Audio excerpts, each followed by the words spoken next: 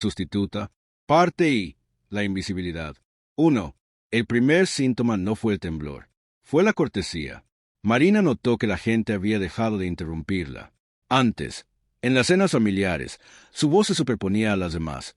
Una costumbre de quien había sido periodista, de quien sabía que las historias no esperan turno.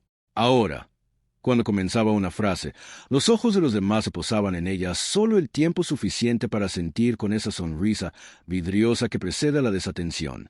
Luego, inevitablemente, alguien se volvía hacia Tomás, su esposo, y preguntaba algo sobre el trabajo, el viaje, el partido del domingo. Ella seguía hablando.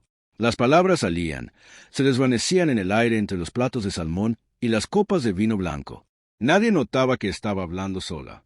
Marina, la suegra, doña Alicia, una vez le tocó el brazo con la punta de los dedos, como quien toca una estatua. ¿Necesitas que te acompañe al baño? Tenía 43 años.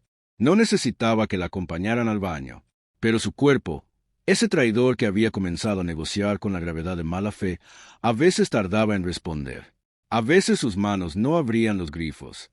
A veces sus pies no levantaban los escalones. Nunca sabía cuándo. «Estoy bien», dijo, y su voz salió ronca, como si perteneciera a otra habitación. Doña Alicia sonrió con tristeza.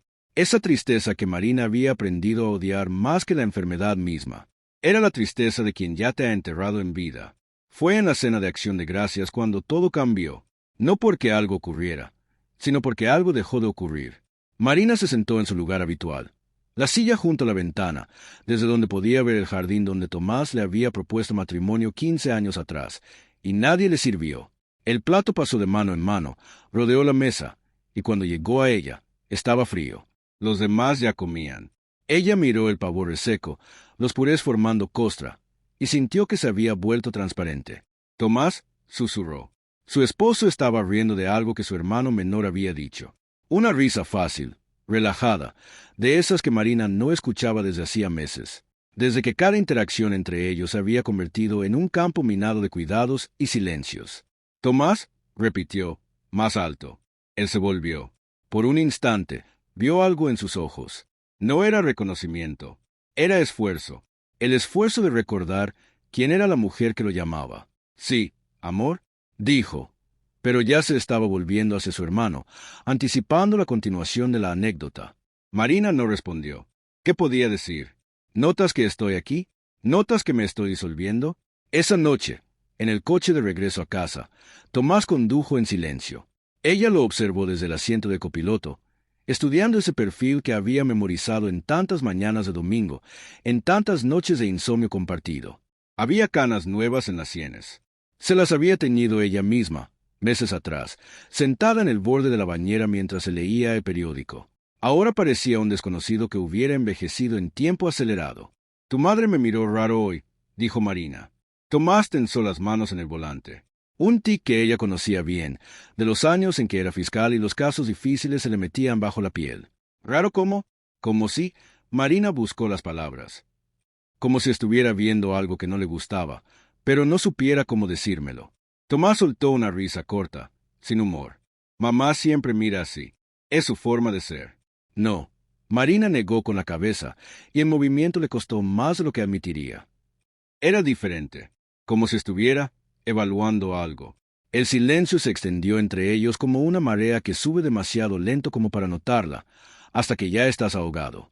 «Marina», dijo Tomás finalmente, y su voz tenía esa textura que usaba en los juicios, cuando presentaba evidencia incómoda. «El doctor Morales me llamó ayer». Ella sintió que el aire se volvía pesado.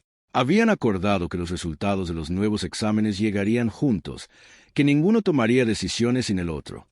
Y, dice que... Tomás se detuvo en un semáforo en rojo. La luz lo bañó de carmín, lo transformó en algo grotesco, un maniquí de cera derretida. Dice que progresa más rápido de lo esperado, que en 6 meses, quizás un año, podrías necesitar asistencia constante. Marina escuchó la frase como si la hubieran pronunciado sobre otra persona. Asistencia constante. Un eufemismo para silla de ruedas, para pañales, para no poder levantar una taza de té sin que alguien te sostenga la mandíbula. ¿Y qué propone? Hay opciones. Centros especializados. Enfermeras a domicilio. Tomás aceleró, y la ciudad pasó en un borrón de luces. Pero mamá tuvo otra idea. Marina esperó. Había algo en la forma en que lo dijo, en esa pausa calculada, que le erizó el vello de los brazos. ¿Qué idea? Tomás no respondió inmediatamente. Cuando lo hizo, habló mirando al frente, como si las palabras fueran demasiado pesadas para sostener su peso. Dice que conoce a alguien, una actriz, alguien que podría ayudarnos en los eventos familiares, las reuniones importantes, para que no tengas que, tragó saliva, para que no tengas que pasar por eso. La gente mirando, preguntando, juzgando. Marina sintió que algo se rompía dentro de ella. No era rabia, era algo más frío, más antiguo. El reconocimiento de que había sido reducida a un problema de relaciones públicas. ¿Quieres que una actriz finja ser yo? No finja. Tomás la miró por fin, y sus ojos estaban húmedos. Solo que, represente, temporalmente, hasta que estés mejor. O hasta que, no terminó la frase, hasta que muera. No digas eso. Es lo que quieres decir. Marina sintió que su voz se volvía aguda, incontrolable. ¿Quieres decir que soy un inconveniente? ¿Que mi enfermedad es embarazosa? ¿Que prefieren una versión funcional de mí? Es para protegerte. ¿Protegerme de qué? Marina se volvió hacia la ventana, viendo su reflejo fantasmal superpuesto a la ciudad nocturna. ¿De que me vean? ¿De que exista? Tomás no respondió, y en su silencio, Marina escuchó la respuesta más clara que cualquier palabra. 2. La actriz llegó un martes. Marina la vio desde la ventana del dormitorio, un punto negro que emergía del coche de doña Alicia como una pregunta que no quería hacerse. Llevaba un abrigo beige que Marina reconoció. Era suyo, uno que había dejado de usar porque las cremalleras se le resistían. La mujer se lo abotonó con dedos ágiles, sin esfuerzo, y por un instante Marina sintió una punzada de envidia tan física que fue como un golpe en el esternón. «Se llama Vera», dijo Tomás detrás de ella. Había entrado sin que ella lo notara, una habilidad que había desarrollado en los últimos meses, caminando sobre las puntas de los pies como quien evita despertar a un enfermo. Es muy discreta. Mamá la conoce de antes. ¿De antes de qué? De antes. Marina se volvió. Tomás tenía una carpeta en las manos. La sostenía como si contuviera secretos de Estado. ¿Qué es eso? Su investigación. Vera, quiero decir, ha estado estudiándote. Tomás no la miraba. Videos, entrevistas antiguas, tus artículos, tus redes sociales, para que sea convincente. Marina sintió que el suelo se inclinaba. No era suficiente con reemplazar su cuerpo. Querían reemplazar su historia, sus palabras, su forma de reírse. ¿Y tú? Su voz salió como un susurro. ¿Tú quieres esto? Tomás finalmente la miró. Y en sus ojos, Marina vio algo que nunca había visto en 15 años de matrimonio. Alivio. Alivio mezclado con vergüenza, como un niño que ha sido descubierto haciendo trampa. Quiero que seas feliz, dijo, y era la mentira más triste que ella había escuchado. Marina bajó las escaleras. Cada paso era una batalla contra la gravedad, contra el temblor que comenzaba en sus rodillas y subía como electricidad defectuosa. Cuando llegó al salón, Vera estaba de pie junto al piano, examinando las fotografías enmarcadas en la repisa. La actriz se volvió. Marina había esperado sentir shock, horror, reconocimiento distorsionado. Pero lo que sintió fue más profundo y más trivial, curiosidad científica. Vera no se parecía a ella. No exactamente. Era más joven, quizás 5 años. Tenía el cabello de un castaño más cálido, sin las canas rebeldes que Marina había dejado de teñir. Pero la estructura era correcta. La misma altura, aproximadamente. Los mismos pómulos altos, herencia de una abuela vasca que Marina apenas recordaba. La misma forma de inclinar la cabeza cuando escuchaba, como si el mundo entero fuera una historia que merecía atención total. «Señora Vidal», dijo Vera, y su voz era un eco imperfecto. Un tono más grave, una entonación ligeramente diferente. «Es un honor». «No me digas eso», respondió Marina, y se sorprendió de su propia dureza. «No soy tu señora. Soy tú. ¿Qué soy exactamente? ¿Tu inspiración? ¿Tu personaje?» Vera no se inmutó. Tenía esa calma profesional que Marina asociaba con psicólogos y estafadores. «Soy consciente de lo incómodo que debe ser esto», dijo. «Pero le aseguro que mi intención es ayudar, aliviar la carga, para usted y para su familia». «Mi familia», repitió Marina, probando las palabras como si fueran de un idioma extranjero. ¿Y qué sabes tú de mi familia? Vera sonrió. Era una sonrisa estudiada, pero no por eso menos efectiva. Tenía hoyuelos en las mejillas que Marina no tenía. Un defecto, pensó Marina con amargura. Una imperfección que la delataría. Sé que su esposo toma café con 2 terrones de azúcar, pero desde que usted enfermó, lo toma solo porque cree que debe compartir su sufrimiento. Sé que su suegra guarda las cartas de su padre en una caja de zapatos en el armario de la habitación de invitados. Sé que usted, antes de enfermar, escribía cada noche en un cuaderno azul que guarda bajo el colchón, y que en esas páginas describe a su esposo como un hombre que se está volviendo transparente, y no sabe si es porque yo me estoy apagando porque él nunca tuvo color propio. Marina sintió que la sangre abandonaba su rostro. El cuaderno. Nadie sabía del cuaderno. ¿Cómo? Su esposo me lo mostró, dijo Vera, sin crueldad, solo información. Cree que es importante que conozca sus pensamientos íntimos, para interpretarla mejor. Marina buscó apoyo en el respaldo del sofá. El mundo giraba, no por la enfermedad, sino por la traición. Tomás había leído sus páginas privadas. Tomás las había entregado a una extraña. Quiero que te vayas, dijo, pero su voz carecía de fuerza. Por supuesto, Vera recogió su bolso, un objeto caro y anónimo. Pero permítame decirle algo antes. No estoy aquí para robarle su vida. Estoy aquí porque su vida ya ha sido robada. Por las células que se niegan a morir correctamente, por el tiempo que se escurre entre sus dedos. Yo solo ocupo el espacio vacío, como un mueble que se coloca en una habitación desocupada. No estoy muerta. No. Vera la miró con algo que podría haber sido compasión, o su imitación más perfecta. Pero está invisible. Y la invisibilidad, señora Vidal, es una forma de muerte más lenta. Cuando Vera se fue, Marina subió al dormitorio. El cuaderno azul seguía bajo el colchón, intacto. Pero ahora sabía que estaba contaminado. Que cada palabra que había escrito en la oscuridad de la noche había sido leída a la luz del día por ojos que no eran los suyos. Esa noche, cuando Tomás llegó a casa, ella estaba sentada en la cama, el cuaderno abierto en el regazo. ¿Cuánto tiempo llevas leyéndolo?, preguntó, sin levantar la vista. Tomás se detuvo en la puerta. Llevaba la corbata aflojada, el rostro surcado por las arrugas de una jornada larga. Marina, ¿desde cuándo? Desde el principio. Su voz era un susurro. Después de que enfermaras, empecé a notar cambios. En tu forma de hablar, de mirarme. Pensé que el cuaderno me ayudaría a entender. ¿A entender qué? ¿Qué pienso de ti? Marina finalmente lo miró. Aquí está. Lo pienso todo. Que te estás desvaneciendo. Que me abandonas un poco más cada día. Que prefieres mirar hacia otro lado antes de ver lo que me está pasando. Eso no es justo. ¿Qué es justo entonces? Marina cerró el cuaderno con fuerza. ¿Que una extraña sepa más de mí que yo misma? ¿Que mi propio esposo necesite un manual para recordar quién soy? Tomás se acercó, se arrodilló junto a la cama, tomó sus manos temblorosas, sus manos traicioneras, y las besó. No es para reemplazarte, dijo, y sus lágrimas mojaron sus nudillos. Es para salvar lo que podemos salvar. Las fiestas, las reuniones, los momentos en los que necesitas estar presente pero tu cuerpo no te deja. Vera puede ser tú, tu avatar, tu representante. Tú sigues siendo tú, aquí, conmigo. Pero el mundo exterior puede esperar a que muera, terminó Marina. No digas eso. Tomás la abrazó, y ella sintió su cuerpo temblar contra el suyo. Te amo y no puedo verte sufrir. No puedo verte desaparecer poco a poco mientras todos miran con lástima. Marina cerró los ojos. En la oscuridad detrás de los párpados, vio a Vera, sonriendo con esos hoyuelos que no eran suyos, llevando su ropa, leyendo sus pensamientos. Una vez, dijo finalmente. Solo una vez, y yo decido cuándo.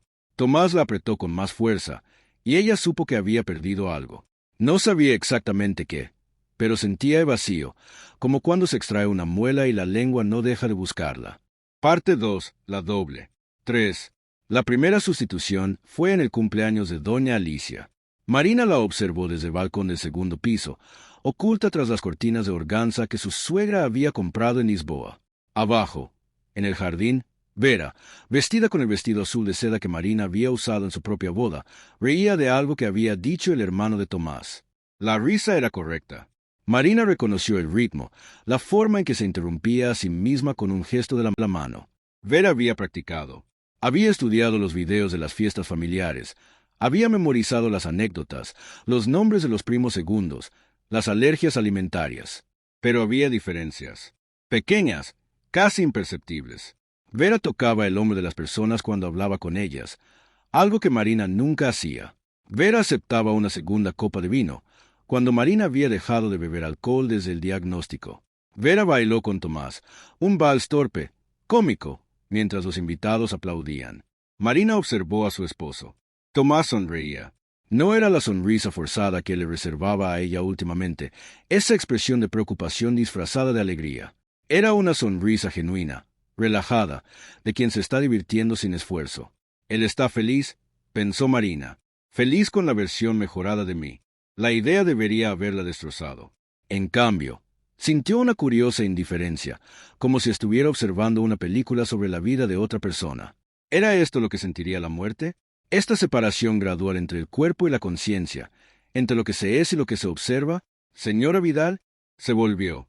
Una de las empleadas de la catering, una chica joven, quizás 20 años, con el pelo recogido en una coleta tensa, la miraba con confusión. Perdón, dijo la chica. Es que, abajo hay otra. Quiero decir, pensé que usted...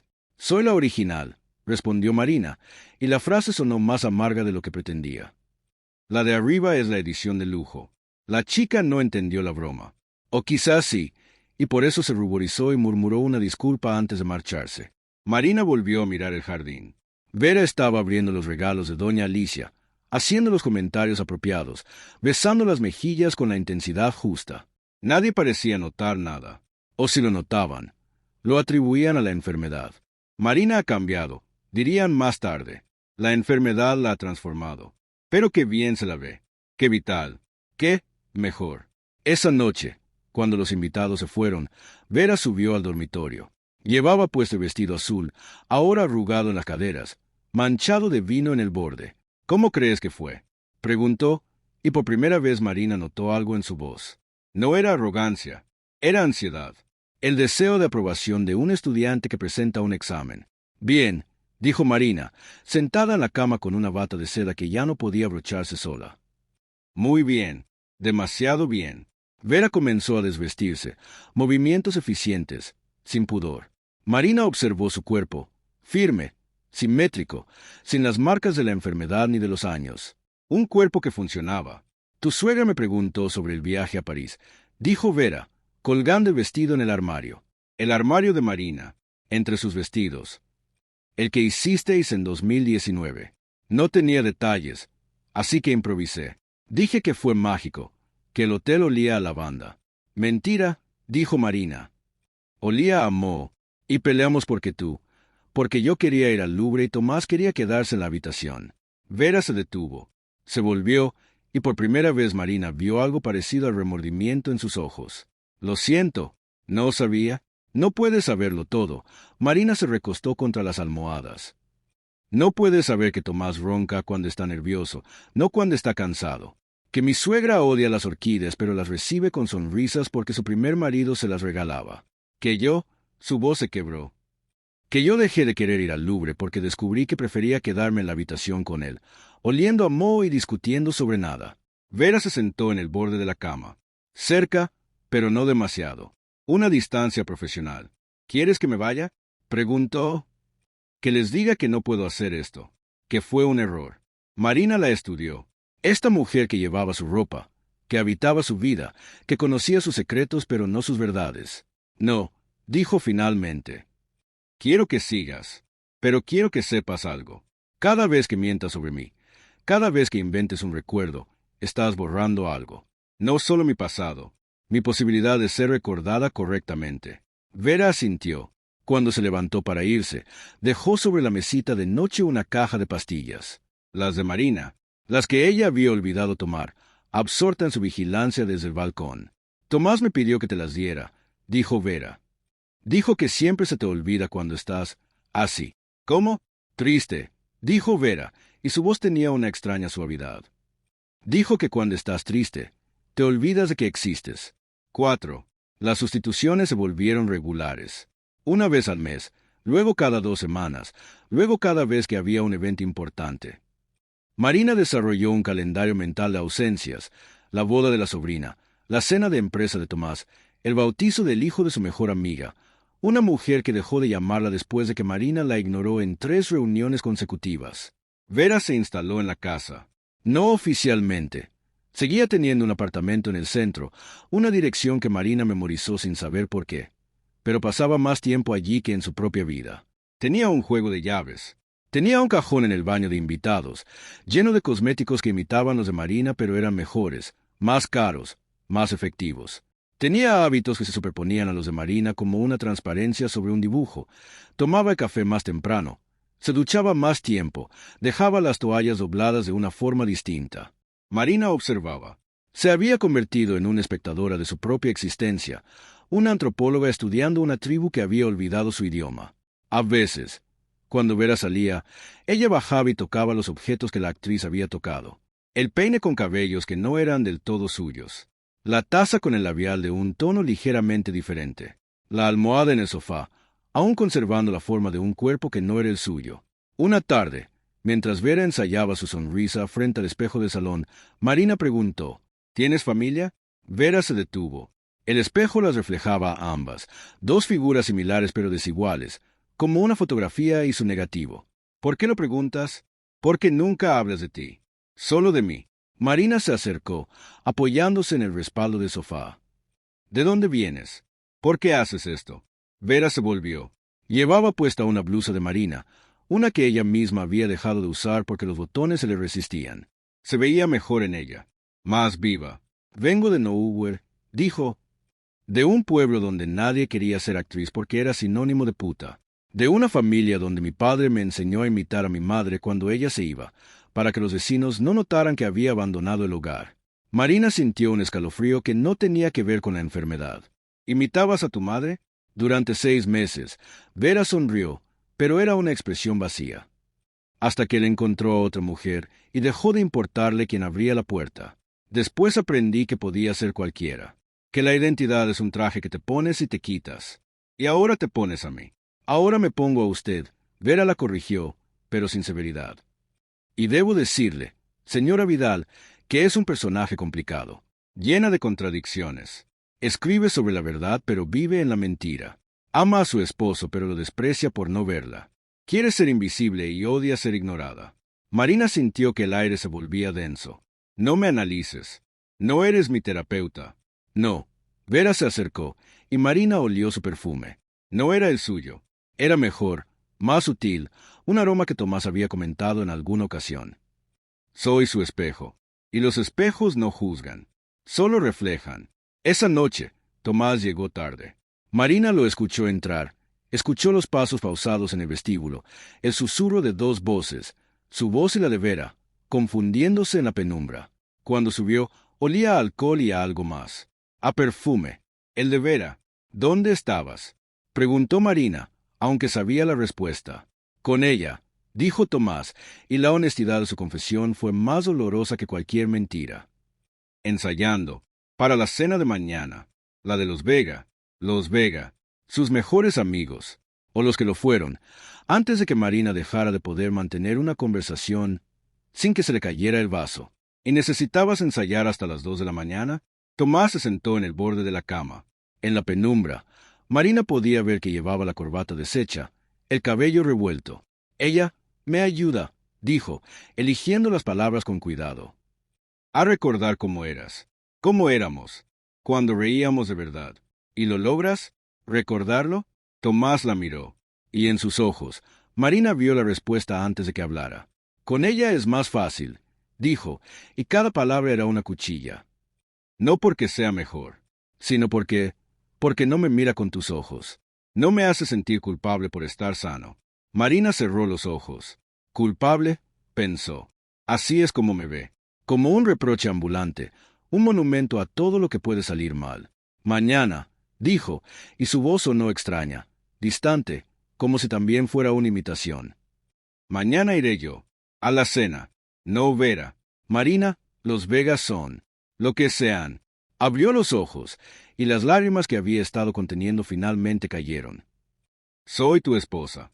Soy yo quien conoció a Laura Vega embarazada de gemelos, quien estuvo con ella cuando perdió uno. ¿Soy yo quien? Eras, dijo Tomás, y la palabra quedó suspendida en el aire como humo venenoso. ¿Qué? Eras tú, repitió él, más suavemente. Pero ahora no saben cómo hablarte. Les duele verte. Les duele no saber qué decir. Marina sintió que algo se rompía. No su corazón, eso seguía latiendo, traicioneramente constante, sino algo más fundamental, su sentido de pertenencia, su certeza de que, aunque el cuerpo fallara, su lugar en el mundo permanecería. Entonces dile a Vera que se prepare, dijo, y se volvió hacia la pared. Dile que mañana será ella quien recuerde la muerte del hijo de Laura, que será ella quien llore las lágrimas correctas. Tomás se quedó en silencio. Cuando finalmente habló, su voz venía de muy lejos. Gracias, dijo, y Marina supo que nunca habría una palabra más cruel. Parte 3. El intercambio. 5. La cena con los Vega fue un éxito. Marina lo supo por la forma en que Tomás sonrió al llegar a casa, por el mensaje de Laura Vega que Vera le mostró. Marina está espléndida. Qué alegría verla recuperada. Por el ramo de flores que llegó al día siguiente con una nota de agradecimiento. Recuperada, pensó Marina, mirando las flores desde su silla de ruedas. Como si fuera una enfermedad pasajera. Como si Vera fuera el tratamiento y no la enfermedad misma. Pero algo había cambiado. Vera ya no se iba después de los eventos. Se quedaba, cocinaba, mejor que Marina, admitía ella misma. Hablaba con Tomás sobre cosas que Marina no podía seguir. Política, deportes, series de televisión que requerían atención sostenida. ¿Y Tomás? Tomás la miraba de una forma que no miraba a Marina desde hacía años. Con interés, con deseo, quizás, o con la memoria del deseo, que a veces es más potente. Una noche, Marina los encontró en la cocina. Era tarde.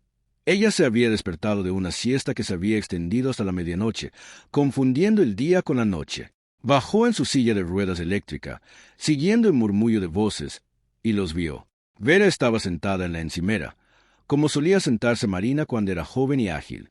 Tomás estaba de pie entre sus piernas, una mano en su cadera, la otra sosteniendo una copa de vino. No la estaban besando, pero estaban cerca, demasiado cerca, en el espacio íntimo que precede al beso, donde la respiración se mezcla y las decisiones aún pueden revertirse. Perdón, dijo Marina, y su voz, su propia voz, no la de Vera, sonó extraña, disonante. Tomás se apartó como si lo hubieran quemado. Vera, en cambio, no se movió. Se quedó sentada, mirando a Marina con algo que podría haber sido desafío o compasión. Señora Vidal, dijo. No sabía que estaba despierta. Evidentemente, Marina avanzó en su silla, el zumbido eléctrico llenando el silencio. ¿Me estás follando a mi esposo, Vera? ¿O solo ensayas para cuando yo muera? La palabra, muera, resonó en la cocina. Tomás hizo un ruido ahogado, un gesto de protesta que no se convirtió en palabra. No, dijo Vera, y su voz era firme. No estamos, no hemos, pero quieren, terminó Marina. Los dos. Lo veo, lo huelo. Se tocó la nariz, gesto absurdo, infantil. Ella huele a ti ahora, Tomás, a tu jabón, a tu sudor. ¿Cuándo empezó eso? ¿Cuándo dejó de ser mi olor y pasó a ser el suyo? Tomás se acercó, se arrodilló junto a la silla de ruedas. Tomó sus manos inertes, que ella apenas sentía, y las besó. No es lo que crees, dijo. Es solo, ella me entiende, me escucha, no me hace sentir culpable. Marina rió, un sonido áspero, desagradable. Pobre Tomás, cargando con la culpa de la esposa enferma. ¿Y si te dijera que yo también me siento culpable? ¿De enfermar? ¿De ser una carga? ¿De no poder ser la mujer que contrataste? No eres una carga. ¿Entonces qué soy? Marina lo miró, y por primera vez vio a un desconocido.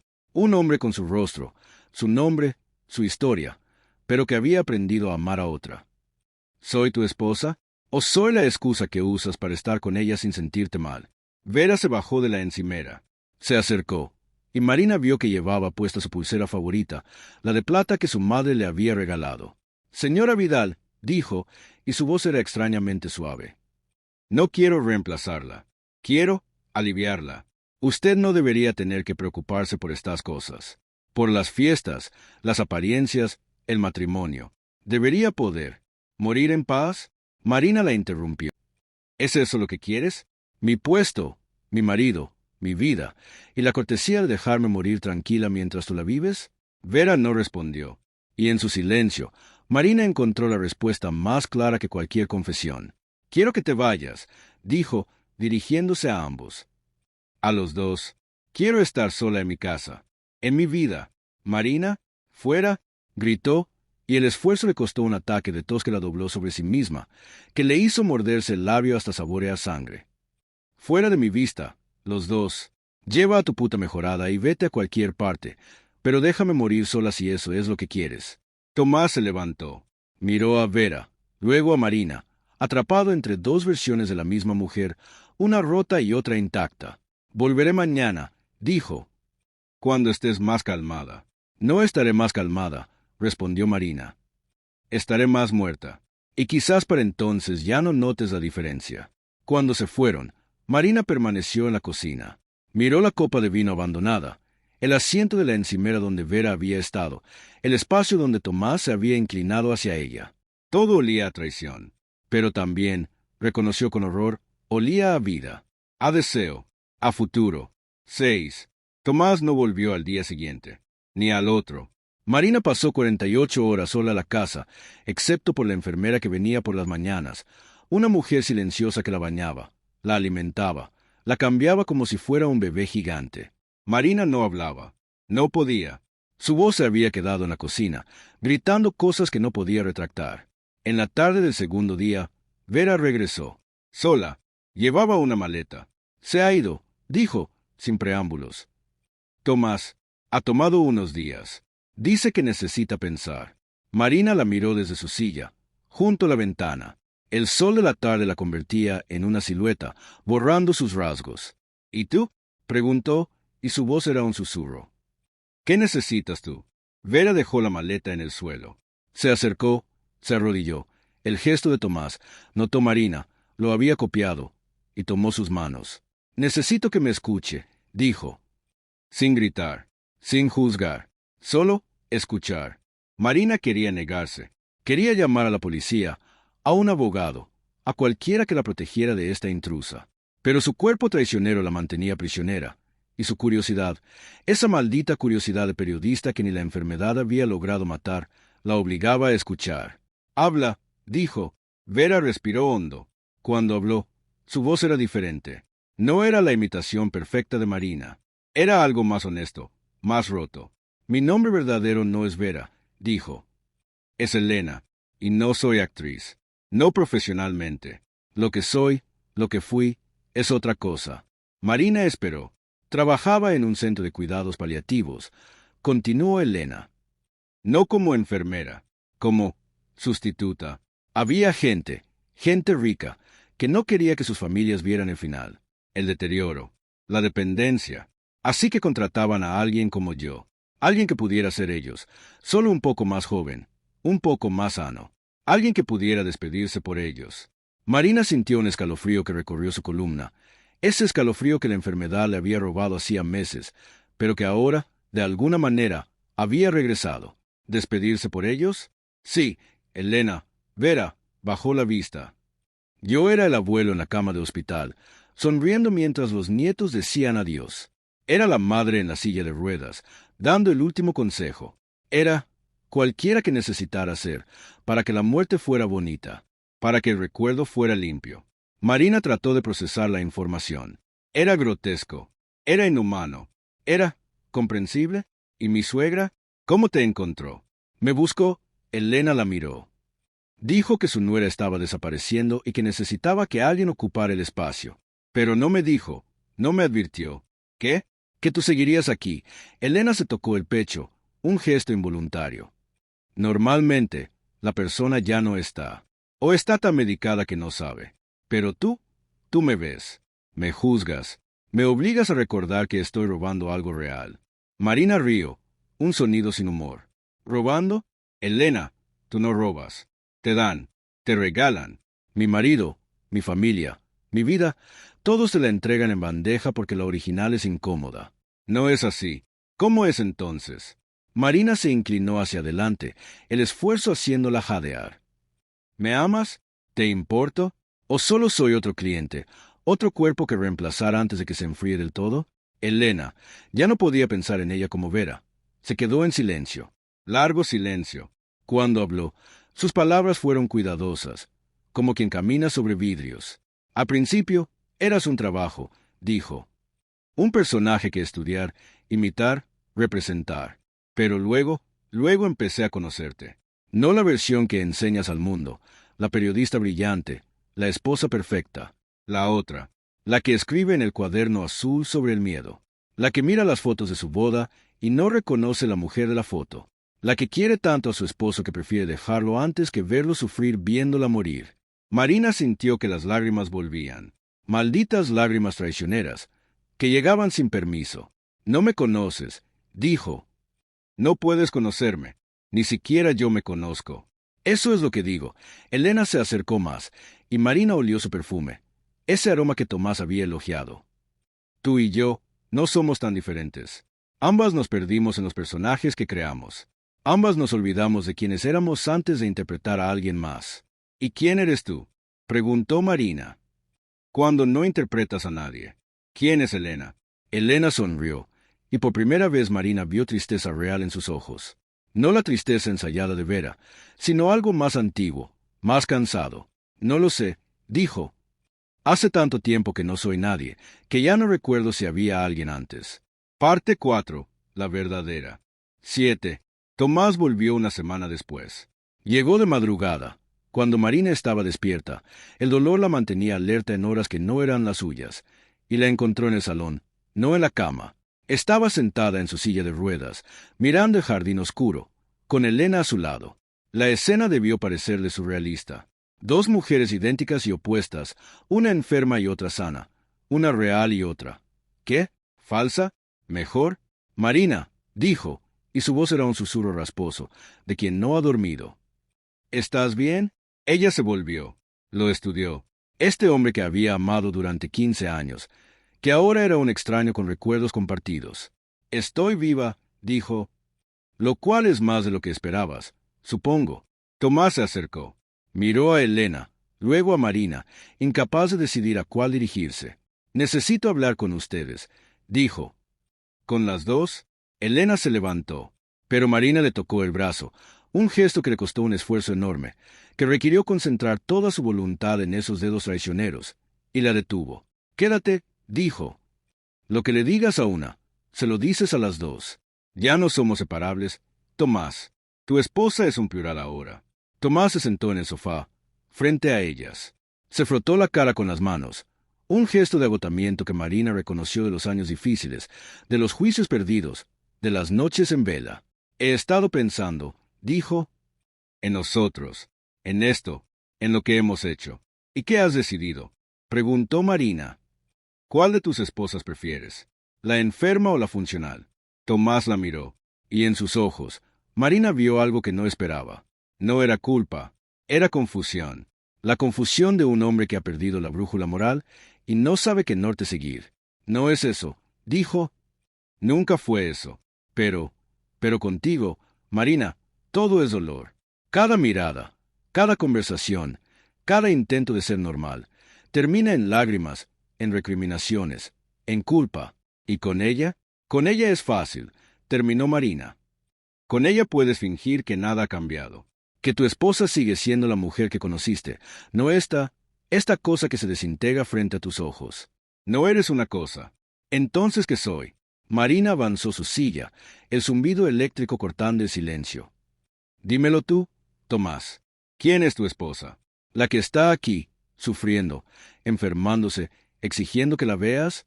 ¿O la que te sonríe desde la puerta? Perfecta, saludable, dispuesta a hacer exactamente lo que necesitas? Tomás miró a Elena, y Marina vio la respuesta en esa mirada. Vio el deseo, el alivio, la gratitud de un hombre que ha encontrado una salida a su laberinto. No lo sé, dijo finalmente. No sé quién es mi esposa. Solo sé que con ella puedo respirar. Y contigo, siento que me ahogo. Las palabras deberían haberla matado. Marina esperó el golpe, la caída en el abismo, el final de algo. Pero en cambio, sintió una extraña liberación, como si finalmente, después de meses de suspensión, el suelo se hubiera estabilizado bajo sus pies. Un suelo de vidrio, quizás, pero sólido. Entonces elige, dijo, y su voz era extrañamente calmada. Elige a Elena, o a Vera, o como quieras llamarla. Elige la versión mejorada, la que no te exige, la que no te recuerda tu mortalidad. Yo me iré. ¿A dónde? Tomás parecía horrorizado, como si la idea de su ausencia fuera peor que su presencia. Marina, ¿no puedes? ¿No puedo qué? ¿Irme? ¿Morir sola? Marina río. Tomás, ya estoy muerta para ti. Solo es cuestión de hacerlo oficial. Elena se interpuso. Se puso de pie, colocándose entre Marina y Tomás como un muro humano. No, dijo, y su voz tenía una autoridad que no había mostrado antes. No va a pasar así. No voy a ser el pretexto para que ustedes eviten lo difícil. ¿Qué sugieres? Preguntó Marina. ¿Que compartamos? ¿Que seamos dos esposas felices? Sugiero, dijo Elena, girándose para mirar a ambos, que dejemos de fingir, que admitamos lo que somos. Tú, señaló a Marina, eres la esposa, la verdadera, la única, la que tiene derecho a ese título. Y tú, señaló a Tomás, eres el esposo que la abandonó porque no supo cómo amar la enferma. ¿Y yo? ¿Tú qué? Preguntó Tomás. Yo soy el espejo, dijo Elena. El espejo que les muestra lo que podrían haber sido si no fueran cobardes. Pero un espejo no puede reemplazar a la persona, solo reflejarla. Se volvió hacia Marina, y en sus ojos, Marina vio algo que no había visto antes. Respeto, quizás admiración. Usted no necesita ser reemplazada, dijo Elena. Necesita ser vista, y si su esposo no puede verla, entonces necesita a alguien que sí pueda. Pero ese alguien no soy yo. No puedo ser yo. ¿Por qué no? Preguntó Marina, y la pregunta era genuina, no retórica, porque cada vez que interpreto a alguien, pierdo un pedazo de mí. Elena se tocó el pecho. Y contigo he perdido demasiado. He empezado a querer serte de verdad, a querer tu vida, tu historia, tu dolor. Y eso es peligroso. Eso es consumirse. 8. La decisión llegó 3 días después. No de Tomás, que seguía atrapado en su indecisión, ni de Marina, que cada día perdía más control sobre su cuerpo. Fue Elena quien actuó. Llegó una mañana con 2 maletas. Una era suya, la otra contenía las cosas de Marina. Ropa, cosméticos, el cuaderno azul. He alquilado un lugar, dijo. Pequeño, en las afueras. Accesible, con enfermeras que vienen por las mañanas. Marina la miró desde la cama, donde pasaba la mayor parte del tiempo ahora. ¿Para quién? Para nosotras, dijo Elena, y la palabra resonó extraña, plural, imposible. Tú necesitas cuidados. Yo necesito terminar esto, pero no puedo dejarte. No después de todo. ¿Después de qué? Marina trató de incorporarse, falló. ¿Después de robarme la vida? ¿De seducir a mi esposo? ¿De convertirte en mí? Después de conocerte, Elena se sentó en el borde de la cama. Después de entender que no eres un personaje, que eres real, y que la realidad duele más que cualquier ficción. Marina quería protestar. Quería llamar a la policía, a un abogado, a cualquiera que la protegiera de esta locura. Pero cuando miró a Elena, vio algo que la detuvo. Vio a una mujer tan rota como ella, tan perdida, tan desesperada por encontrar un sentido en su existencia de imitación. Tomás no vendrá, dijo Marina. No era una pregunta. No, confirmó Elena. Tomás se queda aquí, con su culpa, con su confusión, con su casa vacía. Nosotras nos vamos juntas. ¿Juntas? Marina rió, un sonido áspero. ¿Cómo qué? ¿Como hermanas? ¿Como amantes? ¿Como la enferma y su cuidadora? Como lo que somos, dijo Elena. 2 mujeres que han compartido una vida. Una la vivió, la otra la interpretó. Ahora necesitamos descubrir si hay algo más allá de eso. Marina cerró los ojos. Pensó en su vida, en los años de periodismo, de matrimonio, de lucha contra una enfermedad que no había elegido. Pensó en Tomás, en el amor que había sido real y ahora era solo memoria. Pensó en Elena, Esta extraña que llevaba su rostro y sus secretos, pero que de alguna manera había llegado a conocerla mejor que nadie. Está bien, dijo finalmente. Nos vamos juntas, pero con una condición. ¿Cuál? Que dejes de ser yo. Marina abrió los ojos, y su mirada era firme, la mirada de la periodista que había sido, la luchadora que... ¿Es eso lo que quieres? Mi puesto, mi marido, mi vida, y la cortesía de dejarme morir tranquila mientras tú la vives? Vera no respondió, y en su silencio, Marina encontró la respuesta más clara que cualquier confesión. Quiero que te vayas, dijo, dirigiéndose a ambos. A los dos.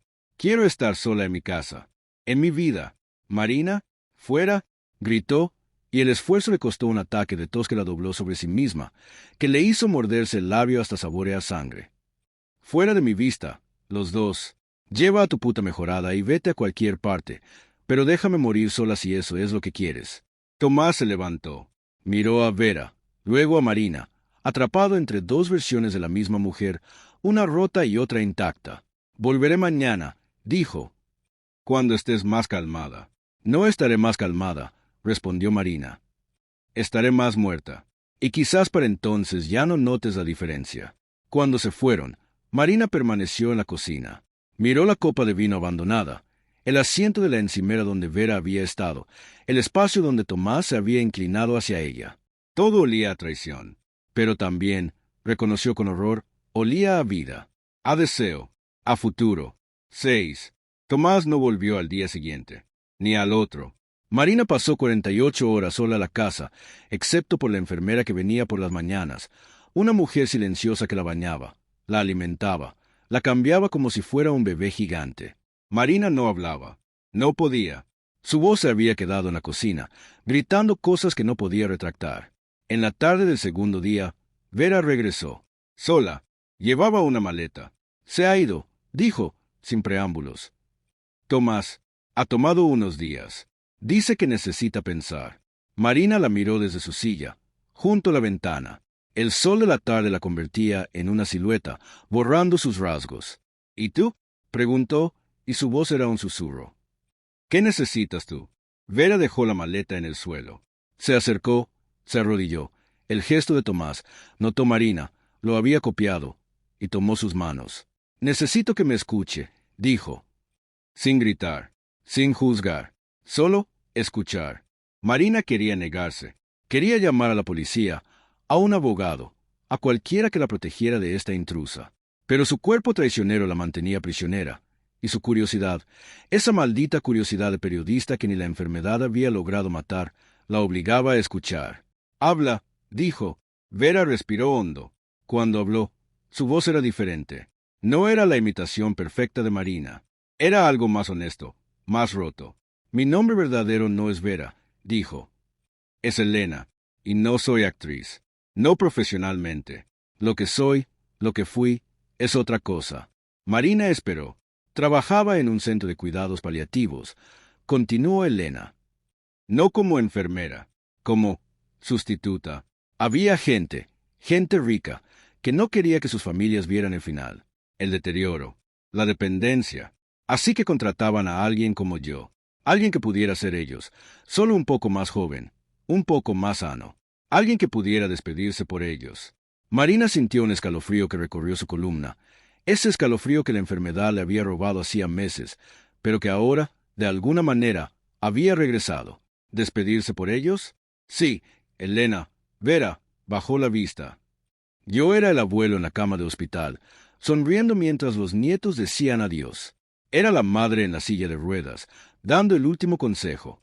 Era cualquiera que necesitara ser, para que la muerte fuera bonita, para que el recuerdo fuera limpio. Marina trató de procesar la información. Era grotesco, era inhumano, era comprensible. ¿Y mi suegra? ¿Cómo te encontró? Me buscó. Elena la miró. Dijo que su nuera estaba desapareciendo y que necesitaba que alguien ocupara el espacio. Pero no me dijo, no me advirtió. ¿Qué? Que tú seguirías aquí. Elena se tocó el pecho, un gesto involuntario. Normalmente, la persona ya no está. O está tan medicada que no sabe. Pero tú me ves. Me juzgas. Me obligas a recordar que estoy robando algo real. Marina rió, un sonido sin humor. ¿Robando? Elena, tú no robas.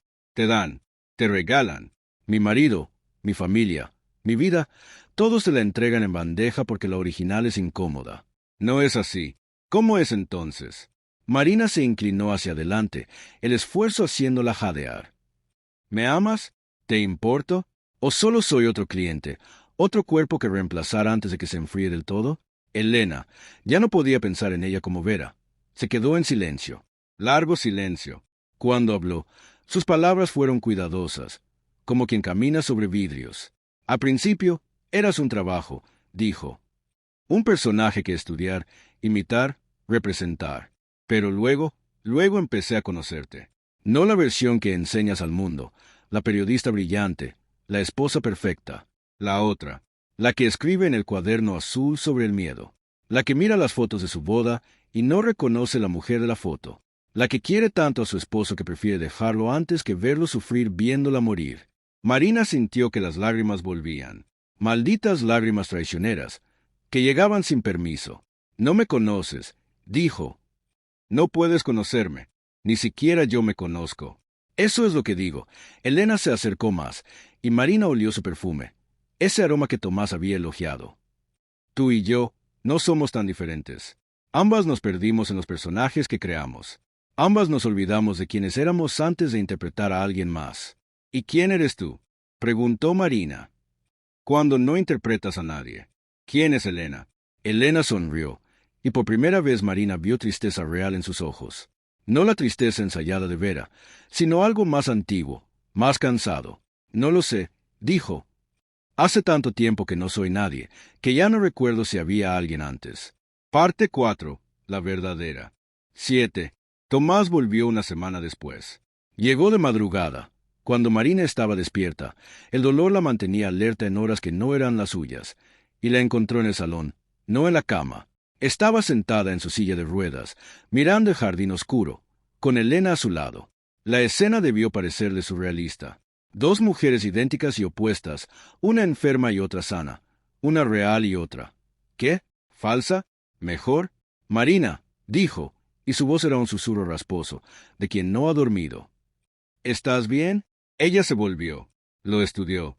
Este hombre que había amado durante 15 años, que ahora era un extraño con recuerdos compartidos. Estoy viva, dijo, lo cual es más de lo que esperabas, supongo. Tomás se acercó. Miró a Elena, luego a Marina, incapaz de decidir a cuál dirigirse. Necesito hablar con ustedes, dijo. ¿Con las dos? Elena se levantó, pero Marina le tocó el brazo, un gesto que le costó un esfuerzo enorme, que requirió concentrar toda su voluntad en esos dedos traicioneros, y la detuvo. Quédate, dijo. Lo que le digas a una, se lo dices a las dos. Ya no somos separables. Tomás, tu esposa es un plural ahora. Tomás se sentó en el sofá, frente a ellas. Se frotó la cara con las manos, un gesto de agotamiento que Marina reconoció de los años difíciles, de los juicios perdidos, de las noches en vela. He estado pensando, dijo, en nosotros, en esto, en lo que hemos hecho. ¿Y qué has decidido? Preguntó Marina. ¿Cuál de tus esposas prefieres? ¿La enferma o la funcional? Tomás la miró, y en sus ojos, Marina vio algo que no esperaba. No era culpa, era confusión. La confusión de un hombre que ha perdido la brújula moral y no sabe qué norte seguir. No es eso, dijo. Nunca fue eso. Pero contigo, Marina, todo es dolor. Cada mirada, cada conversación, cada intento de ser normal, termina en lágrimas, en recriminaciones, en culpa. ¿Y con ella? Con ella es fácil, terminó Marina. Con ella puedes fingir que nada ha cambiado, que tu esposa sigue siendo la mujer que conociste, no esta cosa que se desintegra frente a tus ojos. No eres una cosa. Entonces, ¿qué soy? Marina avanzó su silla, el zumbido eléctrico cortando el silencio. Dímelo tú, Tomás. ¿Quién es tu esposa? ¿La que está aquí, sufriendo, enfermándose, exigiendo que la veas? ¿O la que te sonríe desde la puerta? Perfecta, saludable, dispuesta a hacer exactamente lo que necesitas. Tomás miró a Elena, y Marina vio la respuesta en esa mirada. Vio el deseo, el alivio, la gratitud de un hombre que ha encontrado una salida a su laberinto. No lo sé, dijo finalmente. No sé quién es mi esposa. Solo sé que con ella puedo respirar. Y contigo, siento que me ahogo. Las palabras deberían haberla matado. Marina esperó el golpe, la caída en el abismo, el final de algo. Pero en cambio, sintió una extraña liberación, como si finalmente, después de meses de suspensión, el suelo se hubiera estabilizado bajo sus pies. Un suelo de vidrio, quizás, pero sólido. Entonces elige, dijo, y su voz era extrañamente calmada. Elige a Elena, o a Vera, o como quieras llamarla. Elige la versión mejorada, la que no te exige, la que no te recuerda tu mortalidad. Yo me iré. ¿A dónde? Tomás parecía horrorizado, como si la idea de su ausencia fuera peor que su presencia. Marina, ¿no puedes? ¿No puedo qué? ¿Irme? ¿Morir sola? Marina Río. Tomás, ya estoy muerta para ti. Solo es cuestión de hacerlo oficial. Elena se interpuso. Se puso de pie, colocándose entre Marina y Tomás como un muro humano.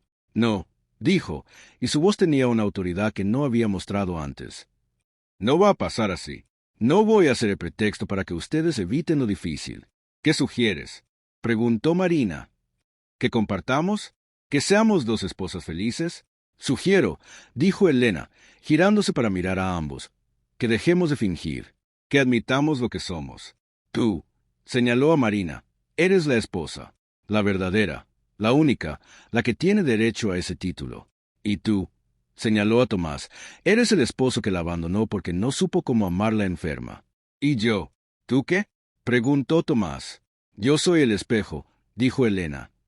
El espejo que les muestra lo que podrían haber sido si no fueran cobardes. Pero un espejo no puede reemplazar a la persona, solo reflejarla. Se volvió hacia Marina, y en sus ojos, Marina vio algo que no había visto antes. Respeto, quizás admiración. Usted no necesita ser reemplazada, dijo Elena. Necesita ser vista, y si su esposo no puede verla, entonces necesita a alguien que sí pueda. Pero ese alguien no soy yo. No puedo ser yo. ¿Por qué no? Preguntó Marina, y la pregunta era genuina, no retórica, porque cada vez que interpreto a alguien, pierdo un pedazo de mí. Elena se tocó el pecho. Y contigo he perdido demasiado. He empezado a querer serte de verdad, a querer tu vida, tu historia, tu dolor. Y eso es peligroso. Eso es consumirse. 8. La decisión llegó 3 días después. No de Tomás, que seguía atrapado en su indecisión, ni de Marina, que cada día perdía más control sobre su cuerpo. Fue Elena quien actuó. Llegó una mañana con 2 maletas. Una era suya. La otra contenía las cosas de Marina. Ropa, cosméticos, el cuaderno azul. He alquilado un lugar, dijo. Pequeño, en las afueras. Accesible, con enfermeras que vienen por las mañanas. Marina la miró desde la cama, donde pasaba la mayor parte del tiempo ahora. ¿Para quién? Para nosotras, dijo Elena, y la palabra resonó extraña, plural, imposible. Tú necesitas cuidados. Yo necesito terminar esto, pero no puedo dejarte. No después de todo. ¿Después de qué? Marina trató de incorporarse, falló. Después de robarme la vida, de seducir a mi esposo, de convertirte en mí, después de conocerte, Elena se sentó en el borde de la cama. Después de entender que no eres un personaje, que eres real, y que la realidad duele más que cualquier ficción. Marina quería protestar. Quería llamar a la policía, a un abogado, a cualquiera que la protegiera de esta locura. Pero cuando miró a Elena, vio algo que la detuvo. Vio a una mujer tan rota como ella, tan perdida, tan desesperada por encontrar un sentido en su existencia de imitación. Tomás no vendrá, dijo Marina. No era una pregunta. No, confirmó Elena. Tomás se queda aquí, con su culpa, con su confusión, con su casa vacía. Nosotras nos vamos juntas. ¿Juntas? Marina Río, un sonido áspero. ¿Cómo qué? ¿Como hermanas? ¿Como amantes? ¿Como la enferma y su cuidadora? Como lo que somos, dijo Elena. Dos mujeres que han compartido una vida. Una la vivió, la otra la interpretó. Ahora necesitamos descubrir si hay algo más allá de eso. Marina cerró los ojos. Pensó en su vida, en los años de periodismo, de matrimonio, de lucha contra una enfermedad que no había elegido. Pensó en Tomás, en el amor que había sido real y ahora era solo memoria. Pensó en Elena, esta extraña que llevaba su rostro y sus secretos, pero que de alguna manera había llegado a conocerla mejor que nadie. Está bien, dijo finalmente. Nos vamos juntas, pero con una condición. ¿Cuál? Que dejes de ser yo. Marina abrió los ojos, y su mirada era firme, la mirada de la periodista que había sido, la luchadora